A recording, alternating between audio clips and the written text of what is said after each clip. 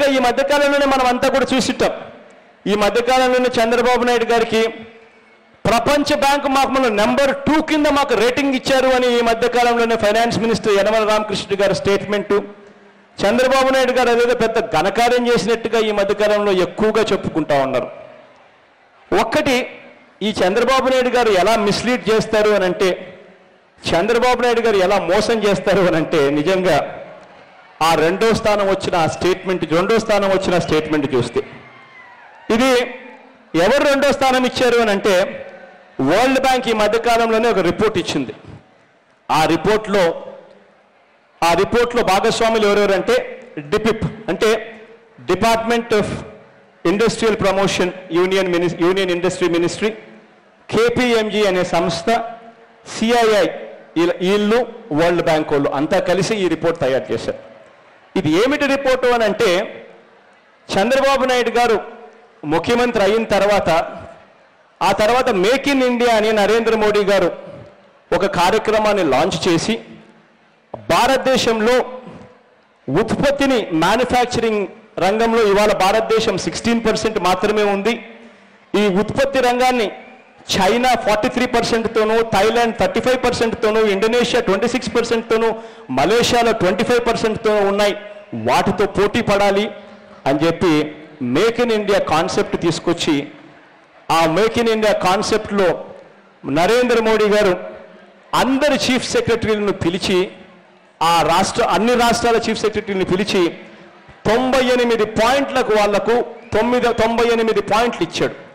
ఇచ్చి ఈ 98 పాయింట్లు ఏ రాష్ట్రమైనా కూడా ఎంత జాగ్రత్తగా ఎంత త్వరగా చేస్తుందో చెప్పండి అన్నారు. చాలామంది ముఖ్యమంత్రులు 98 పాయింట్లు నరేంద్ర మోడీ గారు ఆ రోజు చెప్పిన పాయింట్లు చూసి భయపడ్డారు. ఎందుకు భయపడ్డారంటే, దాంట్లో ఉన్నవి లేబర్ రిఫార్మ్స్. అంటే దాని అర్థం పనిచేస్తూ ఉన్న వాళ్ళను నిర్దాక్షిణ్యంగా తీసే అధికారం కంపెనీలకు ఇచ్చేశారు. ఇంతకుముందు యూనియన్లు ఉండేటివి, ఇప్పుడు యూనియన్లు ఉండవట. 10% మంది ఉంటేనే యూనియన్లు ఉంటాయట. ఇటువంటి అన్యాయమైన కొన్ని షరతులన్నీ కూడా ఉంటే, అటువంటి ల్యాండ్ రిఫార్మ్స్, అటువంటి లేబర్ రిఫార్మ్స్ అన్నీ ఉంటే చాలామంది ముఖ్యమంత్రులు భయపడ్డారు. సంతకాలు పెట్టి ఇచ్చేశాము అని అంటే పరిస్థితి ఏమిటి, ప్రజలు కోప్పడతారని. కానీ మన చంద్రబాబు నాయుడు గారు మాత్రం లెఫ్ట్ రైట్ సెంటర్ సంతకాలు పెట్టేశారు.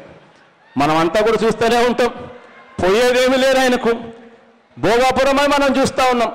భూములు తీసుకుంటాడు, తీసుకొని ప్రైవేటు వాళ్ళకు అంతకన్నా ఎక్కువకు అమ్మేస్తాడు. పోయేదేముందిలే, చంద్రబాబు నాయుడు గారు జోబులోకి డబ్బు వస్తుంది కదా అని చంద్రబాబు నాయుడు గారు లెఫ్ట్ రైట్ సెంటర్ సంతకం పెడతారు.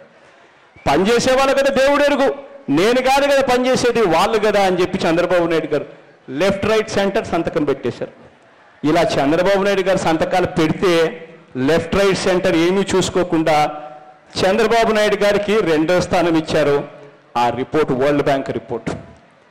కానీ ఈ మాట చంద్రబాబు నాయుడు గారు ఎప్పుడూ చెప్పరు. పాపం పక్కనున్న కర్ణాటక, తమిళనాడు, మహారాష్ట్ర వీళ్ళంతా భయపడ్డారు సంతకాలు పెట్టడానికి. అదే ఇది ఎక్కువ ఆలోచన చేయాలి, ఆలోచన చేసి సుదీర్ఘంగా ఆలోచన చేసి సంతకాలు పెట్టాలి, అంత సులభంగా పెట్టకూడదని. అందుకనే వాళ్ళను వెనకాల ఎక్కడో 10వ స్థానమో 12వ స్థానమో 13వ స్థానంలో వాళ్ళని అక్కడెక్కడో పెట్టేశారు. కానీ చంద్రబాబు నాయుడు గారు ఎన్ని చెప్పకుండా వరల్డ్ బ్యాంక్ నాకు రెండో స్థానం ఇచ్చింది అని చెప్పి గొప్పగా చెప్పుకుంటాడు. ఎందుకు ఇంత గొప్పగా చెప్పుకుంటున్నాడో నాకైతే అర్థం కావడంలా. రాష్ట్రం బాగోలేదని తెలిసి, ప్రత్యేక హోదా రావడం లేదు అని తెలిసి, ఈ ప్రత్యేక హోదా సాధన కోసం నువ్వు చేస్తున్న ప్రయత్నం ఏంది అని చంద్రబాబు నాయుడు గారిని గట్టిగా నిలదీస్తూ ఇవ్వాలి నేను అడుగుతా ఉన్నా. ఇది సాధించండి. రాష్ట్రం ఎవరు దయాదాక్షిణ్యాల మీద బతకాల్సిన పనుల, ప్రత్యేక హోదా వచ్చిన వెంటనే రాష్ట్రం నెంబర్ 1గా ఉంటుంది అని చెప్పి నేను గట్టిగా కూడా చెప్తా ఉన్నా.